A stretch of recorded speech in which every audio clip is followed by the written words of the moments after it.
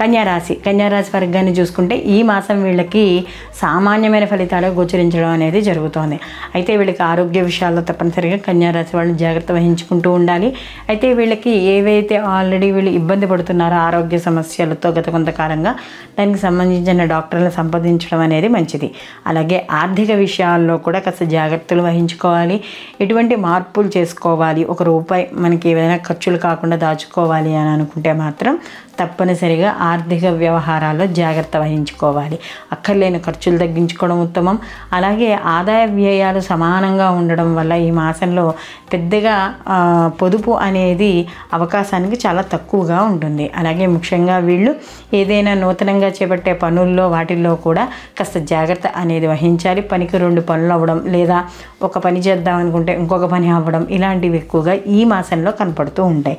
అందుకనే ఈ మాసంలో వీళ్ళకి తప్పనిసరిగా దైవ బలం అనేది చాలా అవసరం. అలాగే అప్పులు తీసుకోవడం లేదా అప్పులు ఇవ్వడం, ఎక్కడైనా అగ్రిమెంట్లు రాయడం, ఇలాంటివి కూడా చేయడం అనేది మంచిది కాదు. అలాగే మిత్రులు విషయాల్లో కానీ, బంధువుల విషయాల్లో కానీ పర్సనల్ విషయాలు షేర్ చేసుకోవడం, లేదా వాళ్ళ మెప్పు పొందాలనో, లేదా వాళ్ళ ద్వారా ఏదైనా ఒక కాస్త చూస్తారు అనే విషయాల్లో తక్కువగా చెప్పుకోవడం కానీ, లేదా గొప్పగా చెప్పుకోవడం కానీ, రెండూ కూడా మంచివి కావు. అలాగే విద్యార్థులు కూడా చాలా జాగ్రత్త అవసరం. వీళ్ళకి శ్రద్ధ అవసరం. ఉత్తీర్ణత విషయాల్లో కూడా కాస్త తక్కువగా ఉంటాయి కాబట్టి ఇతర వ్యాపకాలకు దూరంగా ఉండాలి. అలాగే ఎవరైనా వీళ్ళు వీసా అలాంటి వాటి కోసం ప్రయత్నం చేసేవాళ్ళు కాస్త ఆలస్యమయ్యే అవకాశాలు కనబడుతున్నాయి.